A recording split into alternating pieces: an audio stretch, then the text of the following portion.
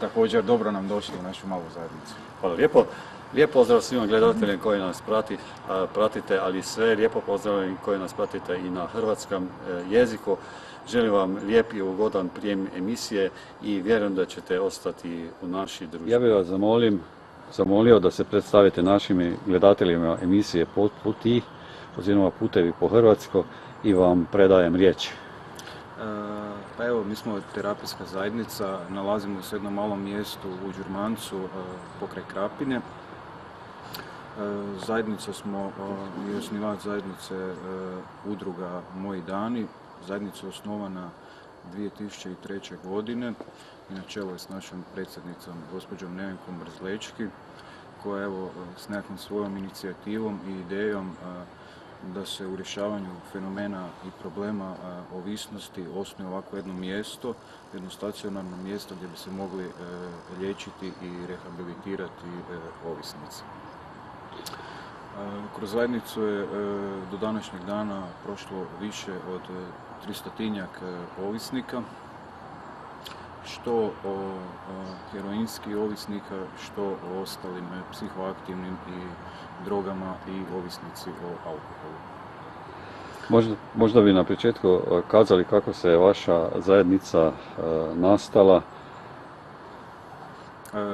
Zajednica je nastala i to je bila inicijativa koja je pokrenuta od naše predsjednice iz razloga što i sama kao jedan stručni radnik, socijalni radnik imala je tu jednu osjetljivost prema takvoj skupini ljudi, kako se stvarao i taj što veći i veći broj ovisnika i problem ovisnosti u Hrvatskoj.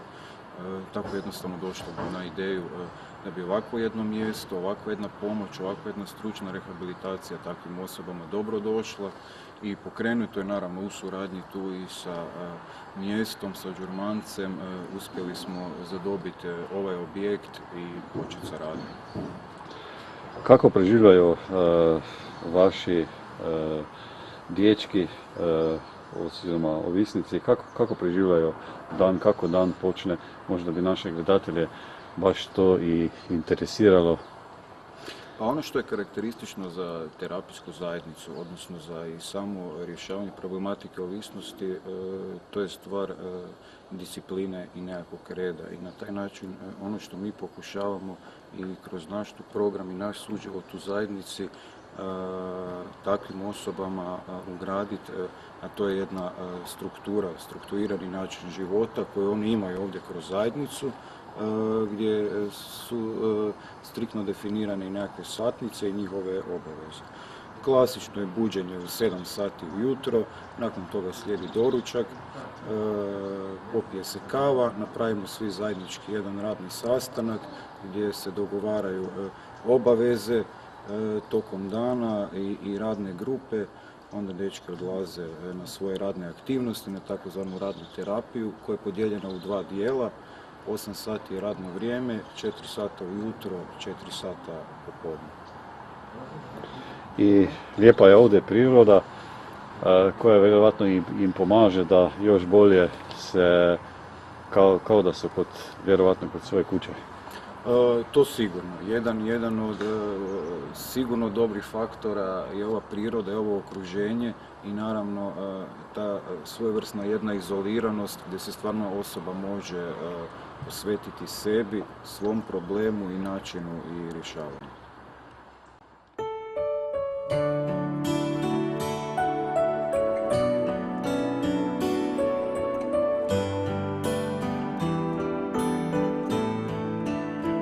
Ko zvijezda zlatna u tami neba, treperi nada u meni i srce čeka ko zemlja pusta, da opet tiho dođeš mi. Sva zvona i katedrale u moju dušu bi stale, kad vidim na sebi tvoj pogled ljubavi.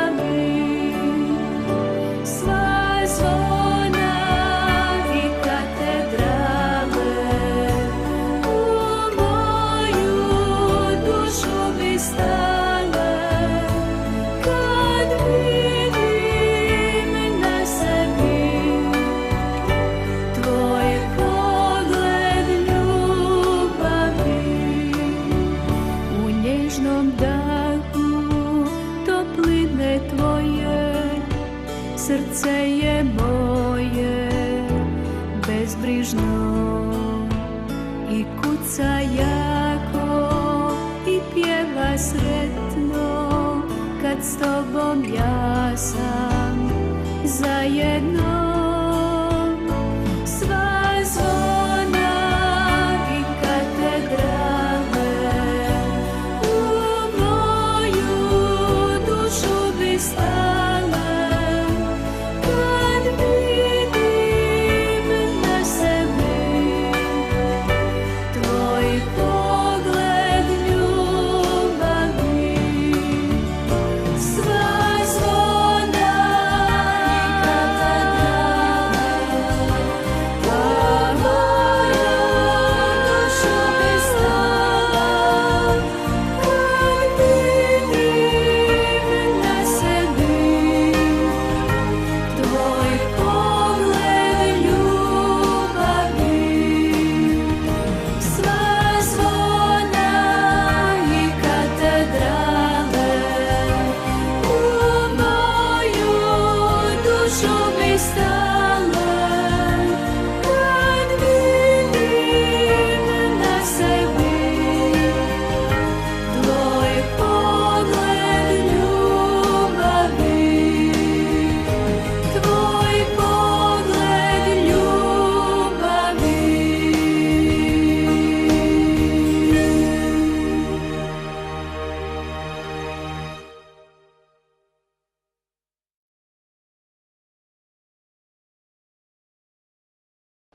Dragi gledatelji, sada ćemo sa našim dečki nešto da kažemo.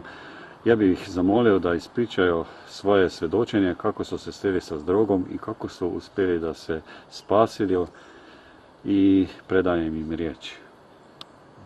Ovako, ja sam Krešo, imam 37 godina, iz Zagreba sam i dugogodišnji sam ovisnik o heroinu. Ne znam kako bi počeo ovako sa heroinom. Sa drogom općenito sam se sreo još 1991. godine na ratištu. Znači, kao vrlo mlad sam otišao na ratište, imao sam 17 godina. Mislio sam da ću moći to izdržati, da je to, da sam odabrao, da ću moći proći na tom ratištu koji i svi drugi, ali jako brzo kad sam došao dole sam shvatio da sam pun strahova, da nisam mogao jednostavno podnijeti to što se dešava oko mene. Jedini izlaz mi je bio ili da se maknem s ratišta, ali to nisam mogao. Dečki oko mene su uzimali alkohol, uzimali su stimulanse, drogu.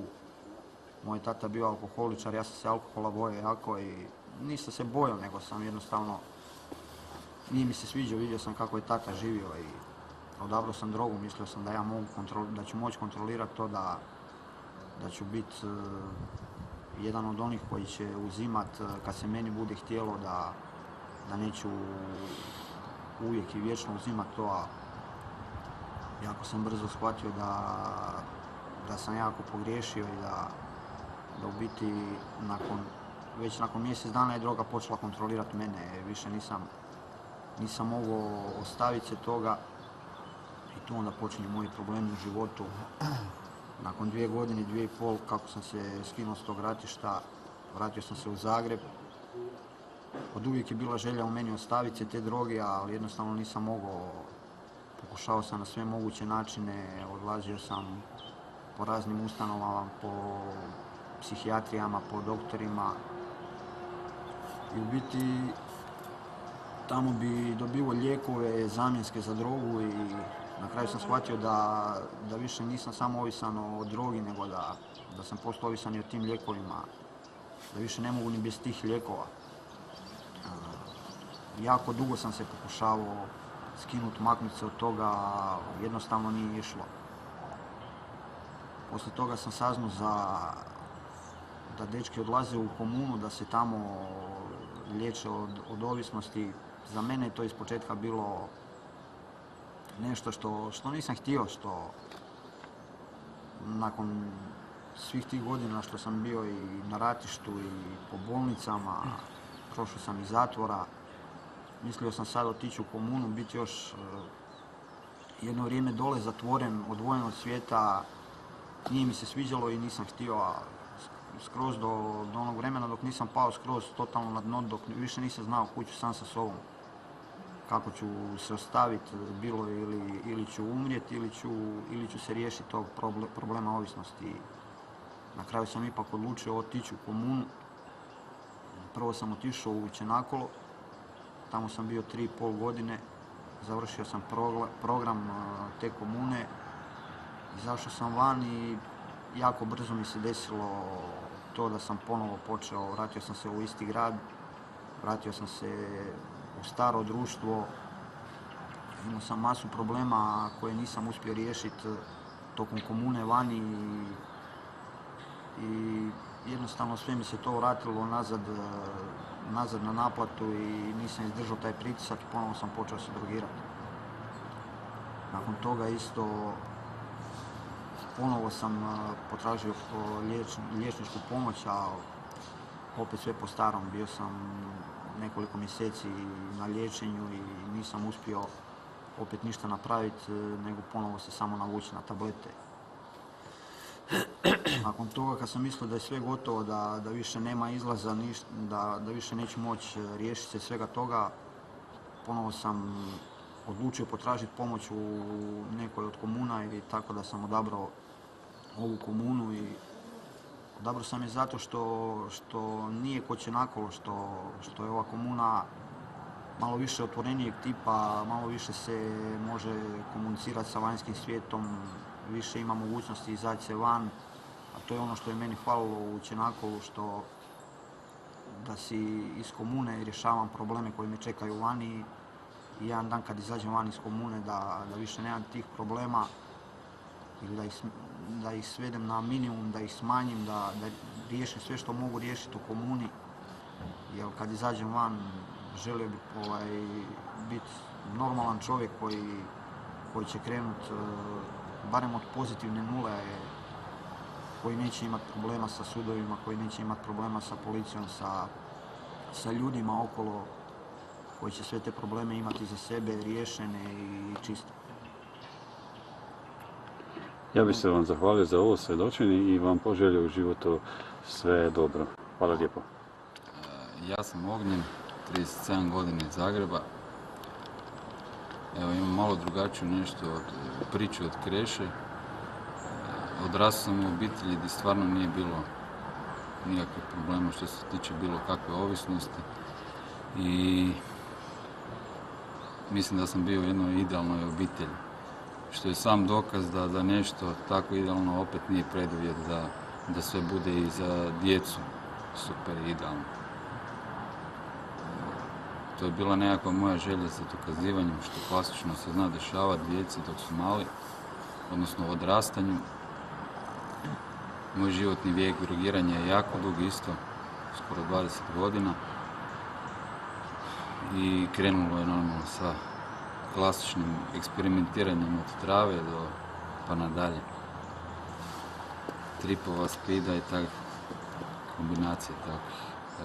I nastavilo se naravno na heroin, gdje sam proveo većinu svog života. I na kraju, dok nisam tako samo dno, znači dok nisam došao u sukob sa zakonom, financijski propao totalno, fizički, psihički, tek sam onda došao tražiti pomoć. Imam ženu, imam dijete, žena mi je nažalost isto ovisnica, ona je još uvijek vani. I eto, neko mora povući prvi potez i riješiti taj problem ovisnosti. Tako da sam sad tu godinu dana i ono kaj mi je bitno, lijepo mi je vratiti se u onaj stari psihički i fizički, odnosno psihičko i fizičko stanje kad se osjećam normalan i funkcioniram normalno, razmišljam normalno. To mislim da nema cijenu. Hvala lijepo. Dobar dan, ja sam Richard, dolazim iz Umaga, imam 27 godina, isto sam dugogodišnji ovisnik o heroinu i metadonima. počeo sam isto jako mlad uzimat svakakve droge. Tamo nekih 14-15 godina sam isto počeo eksperimentirati sa alkoholom, s nekim snifanjem trava, bomboni, tripovi i šta, sukenu što mogu uzeti. I bilo mi je dobro. Htio sam da budem poseban od ove ostalih vršnjaka koji su trenirali, bavili se sportom, išli normalno u školu, to je meni bilo glupo. I ja sam krenuo tim putem, znači droga, kriminal i nezdrav život. Uglavnom imam familiju koja nije baš sređena. Stari mi je alkoholičar je i imali smo s tim problema, maltretirao nas i to sve. Uglavnom, s nekih 17 godina sam počeo upoznavati se sa heroinom. Sa heroinom i nisam ga uzimao redovito, uzimao sam onako vikendom. I onda sam otišao u vojsku i poslije vojske kad se vraćao, onda sam počeo aktivno uzimati heroin i s nekih 18 godina sam se registrirao kao ovisnik. I kako sam počeo te metadone piti, tu je sve krenulo izgubo. Onda sam htio da se maknem od heroina, pa sam s tim metadonima se liječio, ali to je ništa, to je nula, tu nema napretka. Uglavnom, ja sam zaglibio totalno te metadone i nisam se mogao nikako maknuti. Pa sam pokušao isto koje kakve psihijatrije, skidanje svakakvih, pa su me vodili iz grada vani i jednostavno nije išlo. I onda sam se pred kraj kad su me izbacili iz kuće, kad sam baš počeo, opustio sam se skroz s tim lopovlucima, kriminalom i prevarama i šta se ide uz to, onda su me izbacili iz kuće i bio sam 2 godine na ulici i jednostavno prevario sam sve što se moglo prevariti. Nisam više mogao koga, nikom nije vjerovao, nisam se mogao kome obratiti za pomoć, ništa. I jednostavno onda sam odlučio da odem, da se liječim, da potražim komunu. Prije su me nudili komune, ali to je meni bilo glupo, za mene je bio kreteno neko komunu. Šta će mi to, šta će meni to? Pa ja ću postepeno se skidati, to je to. Ali godine su išle, prošle 12-13 godina, ja nikako uvijek na isto. I onda sam otišao u Pulu na psihijatriju, tamo sam sreo jednu ženu koja mi je ponudila ovu komunu. I razmislio sam, zbilja sam htio da se maknem više od toga i ona mi je to sve sredila, došao sam ovdje i tu sam sad već 7 mjeseci. I jednostavno, ovo je prvo skidanje nakon tolikih godina i ne mogu vjerovati da se probudim ujutro bez terapije, bez heroina, da mogu hodati, da mogu razmišljati, pričati s ljudima normalno i da sam se oporavio fizički i psihički. Jednostavno, baš sam sretan čovjek sada. Hvala lijepa na ovom lijepom svjedočenju. Dobar dan, ja sam Zoran, imam 24 godine, dolazim iz Novog Sada. U život ovisno sam ušao sa 14 godina, htio sam nešto drugačije od života. Nisam mogao živjeti samo po normalnim, ajmo reći, standardima ovoga života. Htio sam nešto bolje, nešto više i nažalost to sam pronašao u drogama. Heroin je bilo nešto što je bilo jako dobro za mene. Živio sam da bi se drogirao sam se da bi živio. Vidio sam u tome neki cilj, neki spas, smisao života. Nažalost, to je, kako su godine prolazile, sve više i više mi je uzimalo moju mladost i život i porodicu oko mene. Jako sam puno loših stvari uradio u životu, puno sam grešio i svoju porodicu povredio s time i samoga sebe životom u ovisnosti. Jednostavno nisam znao kako bi drugačije živio i to je bilo nešto jako dobro u mom životu, gdje se na kraju ispostavilo da sam bio na rubu života i da sam počeo polako gubiti smisao svega. Jako sam puno bio u lošem okruženju i krenuo sam lošim putem gdje sam i krao i povredio sam ljude oko sebe i prevario sam sve jednostavno nisam mogao više živjeti tako. Htio sam nešto da napravim drugačije od života, želio sam neku promjenu, ali bez nade je bilo. Puno puta sam se pokušao sam skinuti, pokušao sam odupreti se tom paklu, ali jednostavno nisam mogao. To me sve više i više i dublje vuklo u moj ponor. Želio sam da budem normalan, da budem kao i drugi, da se smijem u normalnom danu, da idem kroz grad normalan, sa normalnim očima, normalnim izgledom, sa svim što život nosi lijepo. Ali nisam mogao jednostavno i to je ostavilo dubok trag u meni. Jednostavno sad pokušavam naučiti živjeti normalno, naučiti se radovati onim normalnim i lijepim stvarima života. U ovu zajednicu sam došao preko jedne jako drage osobe iz Pule koja me uputila u ovaj centar i zaista njoj dugujem, ajmo reći, veliki dio ovog svog uspjeha koji sam ovdje doživio. U centru sam već skoro malo više od godinu dana i mogu reći zaista da mi je promijenio život. Ovo je jako, jako dobro mjesto i puno vam može ponuditi samo ako se želite opustiti i dopustiti da vas ono nosi. Velike se promjene mogu desiti kod čovjeka i to je ono što je najbitnije nama u životu, da doživimo, da budemo odgovorni, dosljedni, iskreni, da ne varamo, da ne lažemo, nego zaista da vodimo pravi, normalan život koji svaki normalan čovjek. Ovdje nije samo i za ovisnike o drogama, već imaju i ovisnicima o alkoholu i svemu i zaista ljudi se mogu preokrenuti i ako žele to može im se desiti zaista prosvjetljenje, imaju i tu uz Boga mogu naučiti puno toga. Imaju otvoreni spektar da idu i u crkvu, imamo i biblioteku tu gore gdje se može učiti, čitati knjige, obrazovati se. Puno dobrih stvari se ovdje nauči od kuhanja, od pranja, od rada na samom sebi, rada sa ljudima, sa svime. Hvala lijepa na ovim lijepim riječima. Ja bih naše dečke zamolio da kaže o našim gledateljima na kraju emisije što im žele kazati. Evo ja ću prvi. Ništa, poruka onda svima, pogotovo mlađima koji ulaze u adolescenciju. Ove 4 priče su, ja mislim, jedan dobar, samo mali dio naših života, gdje smo pali, gdje smo se doveli. Ima puno boljih stvari u životu kojima se treba okrenuti.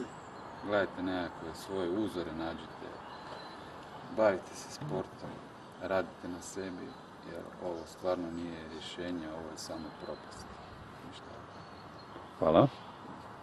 Ja bih poručio mlađima i starijoj populaciji da jednostavno život bez droge je život pun ljepote, pun zdravih i dobrih stvari u životu što nam donosi i želio bih reći da ne ulaze niko u to, jer to je jedna rupa bez dna koje se tone sve dublje i dublje. Jednostavno mogu vidjeti ovu ljepotu ovdje i sav smisao ovog života u dobrim, lijepim stvarima, u svojim roditeljima koji će naučiti dobrim stvarima, u školama, u obrazovanju gdje treba da steknu neke preduvjete za dalji život, da uspiju da osnuju porodicu i treba to da im bude primarni cilj u životu, više to nego ovaj pakao koji vam je donosi droga kroz sve ovo što smo ispričali. I zaista ovo je mali dio ovih stvari što mi nosimo u sebi, tako da zaista želim svima svu sreću i samo sport, obrazovanje i to je ono što će doneti uspjeh u životu. Hvala puno. Hvala lijepa. Ovako, ja bih rekao mlađim gledateljima, onima koji nisu još u problemu droge, u problemu ovisnosti, moja poruka bi bila da se ne dopuštaju u životu, da se ide boriti protiv toga, da se idu boriti protiv toga, jer sigurno ko pobjednici neće izaći iz takvog života, sigurno će morati se poniziti i potražiti pomoć u jednom od ovakvih mjesta. A ono koji je već u problemu, bih rekao da komuna nije onako kako se priča vani, jer vani protiv komune pričaju oni koji nisu uspjeli u komuni i koji su najčešće još i dalje u problemu i koji se u biti ne žele promijeniti. A komuna je sasvim drugačiju sliku daje kad dođete unutra, kad vidite koliko vam promijeni život, koliko vam koju vam mogućnosti sve daje a najveća i ona prvenstvena mogućnost je da se promijenite život, da se ostavite droge i da jednom dan izađete uzdignute glave van i da se ponašate normalno. Hvala lijepo. Evo, ja bi isto poručio mlađoj populaciji, starijoj isto, jer ih ima puno, jer mlađi i stariji ovisnika, a koji se kriju iz toga svega. Jednostavno, dok se ne priznaju da su ovisnici od bilo koji, ili droge, ili kocke, alkohola, znači nema napretka. Dobro je pokušati, ako ništa drugo, pokušati doći u komunu, barem da preživite. Da preživite jedan dio svog života. Ne znam šta bih rekao. Ovdje se može puno toga naučiti. Zbilja biti dosljedan, biti normalan, razgovarati normalno, ne znam šta. Sa ljudima i ima i ovdje i lijepa priroda. Da, znači lijepa priroda i isto učini svoje. Ja bi se vam svima zahvalio za ovo lijepo svjedočenje i neka bar jednom od naših gledatelja pomogne da dođe na pravi put. I srca hvala u svoje ime, u ime naših gledatelja i naše televizije. Hvala vam lijepo, puno hvala. Ovdje smo našli u Praoni, moji dani, i nešto ću vam pokazati kako se ovdje radi. I evo kako vidite, peglam ovdje, peglam ovu majicu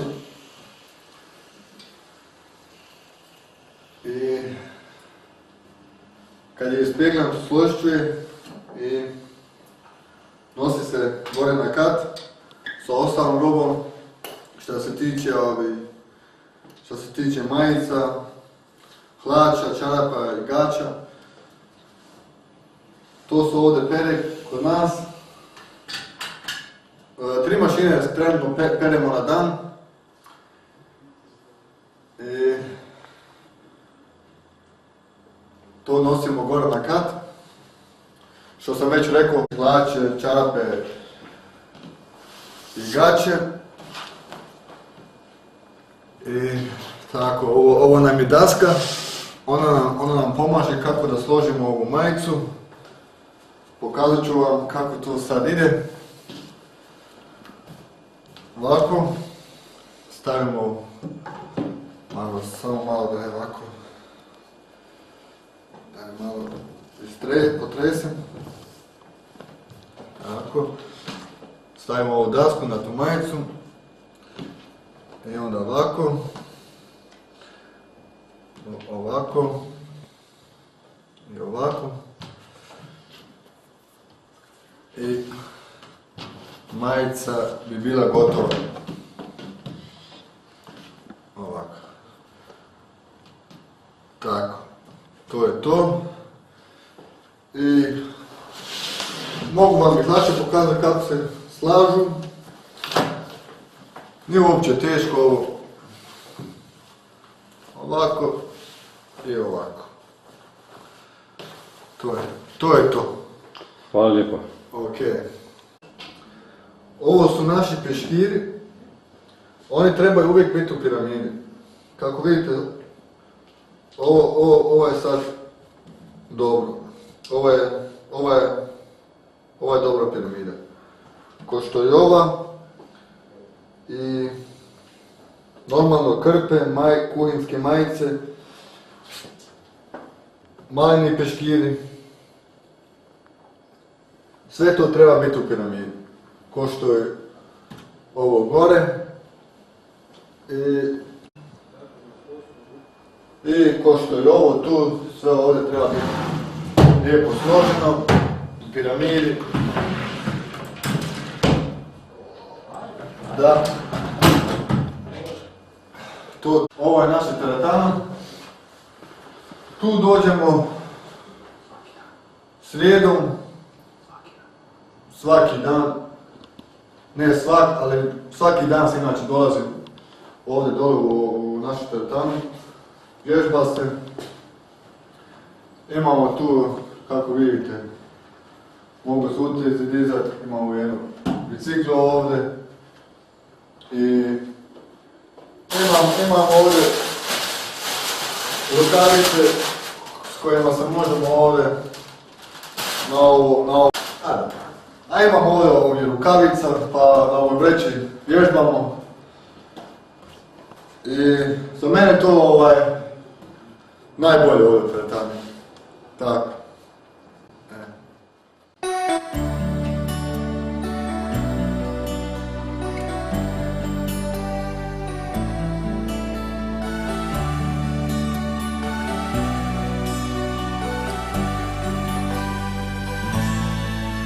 Aleluja, aleluja, aleluja, radujmo se svi.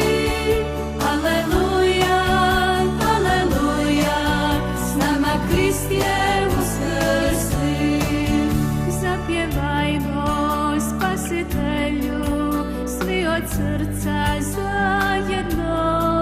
Slavi Boga, jer je za nas umro i uskrsnuo. Aleluja, aleluja, aleluja, radujmo se svi. Aleluja, aleluja, s nama Krist je uskrsli. Nema tuge, nema straha koji će pobjediti, jer je s nama naša snaga, Spasitelj naš uskrsli. Aleluja, aleluja, aleluja, radujmo se svi. Aleluja, aleluja, s nama Krist je uskrsli.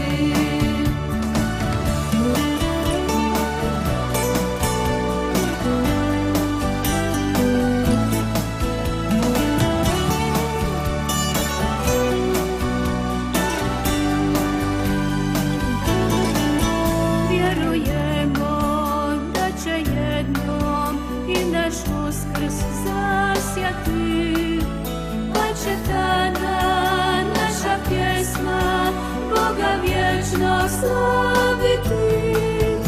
Aleluja, aleluja, aleluja, radujmo se svi. Aleluja, aleluja, s nama Krist je uskrsli. Aleluja,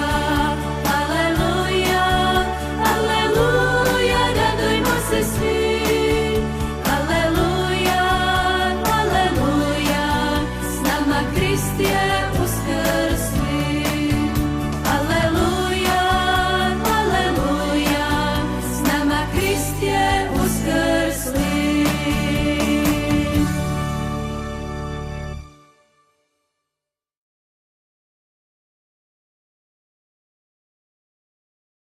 Još uvijek smo u emisiji Pot po ti, putevi po Hrvatskoj, gdje smo gosti u udrugi Moji dani.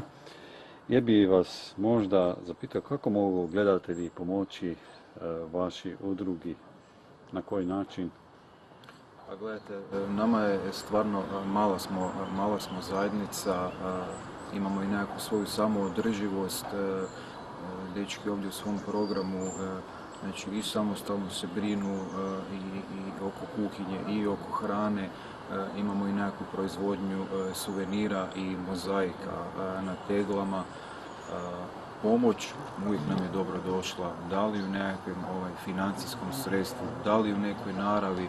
Evo, klasično, uvijek nam je malo kritičan ovaj period pred jesen i znamo zima dolazi, na drva se grijemo, znači ili u drvima ili u nekakvom alatu, ako postoji kakva mogućnost, ili ako ima kakva financijska sredstva, dapače, uvijek nam je sve dobro došlo. Kako ste se uklopili u ovo okolino, kako su vas ovi ljudi što žive okolino vas primetili, uz nas sprejeli, primili? Moram priznati da malo u jednom kratkom periodu, u samom početku, postojala je malo jedna sumnja od mještana, ali samo iz neznanja. samo iz neznanja, iz neke neinformiranosti, jako brzo kako su dani prolazili, naši dečki također isto idu na vanjske radove, pokušavamo surađivati i ovdje sa mještanima, njima pomoći, da li starijim osobama u cijepanju drva, da li ako rade nekakve adaptacije kuća, da li u branju nekakvih poljoprivrednih sadnica i proizvoda i naravno oni kako su se dečki izlazili van, na taj način su u principu najbolji bili ambasadori zajednice, svi su vidjeli da su to jedne drage, tople i vrijedne osobe i naravno da se automatski promijenilo i njihovo mišljenje. Sada stvarno mogu reći da imamo jako jednu, čak i prijateljsku suradnju i sa mjestom i sa gradom Krapom. I to je na meni ove emisije da prikaže ove dečke da nisu ništa drugačiji nego su svi ostali.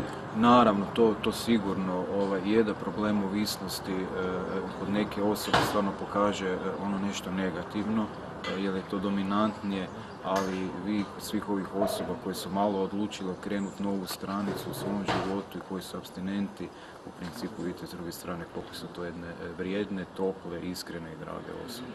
Što bi želi kazati našim gledateljima na kraju emisije Potputi pred svima mladim da nađeju drogovisnost, da se možda i na jedan način izogne tako da ne dolaze unutra u ovaj pakao ili sve ostale ovisnosti?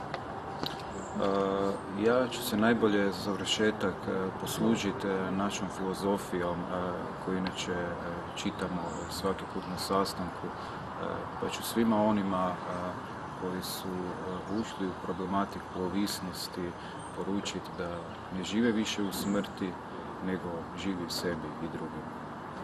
Ja bih se vam srca zahvalio za ovaj razgovor svima ovima koji ste naši gledatelji čuli i poželio vam u životu sve dobro i neka vam bude ljubav, mir i Božji blagoslov na vašim životnih putevima. Hvala vam lijepo i osjećamo ga i naravno da nam uvijek pomaže i Božji blagoslov i njegova prisutnost, jer to je jedna snaga koja svima nama i nama djelatnicima, a i ovim korisnicima treba. Hvala lijepo da ste podelili ove lijepe riječi i misli sa našim gledateljima. Vaš gledatelj pa lijepo pozdravljam sa ovim lijepim katoličkim pozdravom. Hvala Isus i Marija do nasljednog snidanja u emisiji Potputi. Hvala lijepa, Bog.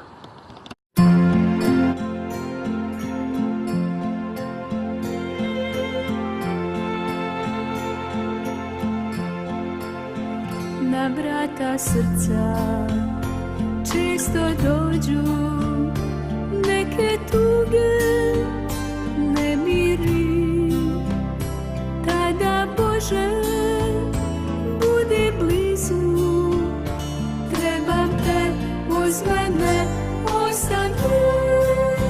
Podari me svojim mirom, svojim mirom, Gospodine, da čujem šapat Tvoga duha, da te ljubim, da ljubim te.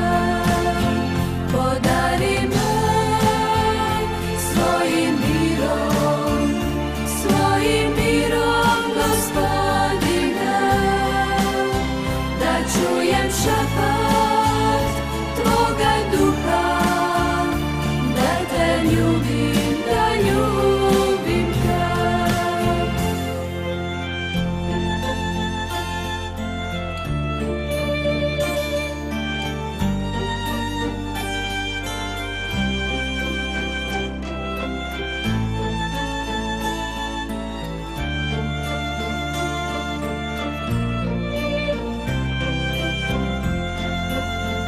U tebi, Bože, sva je radost, sva ljepota bića mog. Zato molim svakog dana samo kap, jednu kap mira tvoj. Podari me